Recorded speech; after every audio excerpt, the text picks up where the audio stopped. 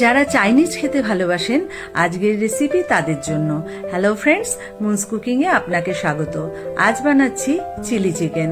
তার জন্য এখানে আমি নিয়েছি বোনলেস চিকেন, কিউব করে কাটা পেঁয়াজ, কর্নফ্লাওয়ার, একটা ডিম, আদা রসুন বাটা, রসুন কুচি আর সয়া সস, টমেটো সস।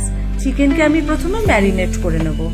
তার জন্য আমি চিকেনে প্রথমে দিয়ে দিচ্ছি 2 চামচ হোয়াইট ভিনিগার দিয়ে ভালো করে একটু মেখে নেব। দিয়ে দিচ্ছি 1 চামচ লবণ, 1 চামচ আদা রসুনের পেস্ট, 1 চামচ ডার্ক সয়া সস, 1 চামচ গোলমরিচের গুঁড়ো। ভালো করে মেখে নিচ্ছি। বোনলেস চিকেনের সঙ্গে একটু চর্বি ছিল, আমি সেটাকেও দিয়ে দিয়েছি। দিলাম 2 চামচ টমেটো কেচাপ, 1 চামচ কর্নফ্লাওয়ার, একটা ডিম। খুব ভালো করে মেখে নেব। এবারে প্যানে তেল গরম হয়েছে, আমি একটা একটা করে চিকেনের পিসগুলোকে উল্টিয়ে পাল্টিয়ে সোনালি রং করে ভেজে নিচ্ছি। প্রথমে কিছুটা ভেজে নিলাম, বাকিটাও এবারে ভেজে নিলাম।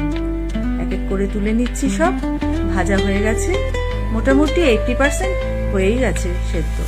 এবার তেলে দিয়ে দিলাম রসুন কুচি, কাঁচা লঙ্কা কুচি, কিউব করে কাটা পেঁয়াজ, কিউব করে কাটা ক্যাপসিকাম। ভালো করে নেড়ে চেড়ে একটু কালার চেঞ্জ হওয়া পর্যন্ত ভাজবো। দিয়ে দিলাম লবণ, নরম করে ভাজবো না, একটু ক্রাঞ্চি ভাব থাকবে। দিয়ে দিলাম 1 চামচ গোলমরিচের গুঁড়ো, 2 চামচ টমেটো কেচাপ আর 1 চামচ ডার্ক সয়া সস। সয়া সসে কিন্তু লবণ থাকে, তাই লবণের পরিমাণটা একটু বুঝে দিতে হবে।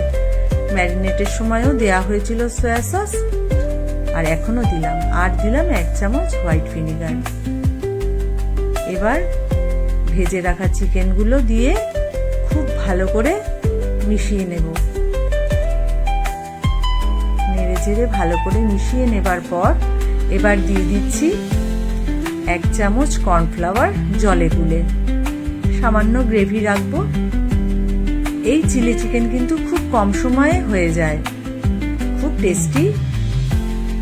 ভাত, রুটি, পরোটা, লাচ্চা পরোটা সবের সাথেই চলে, তবে সাদা ভাতের থেকে ফ্রাইড রাইসের সাথে বেশি ভালো লাগে।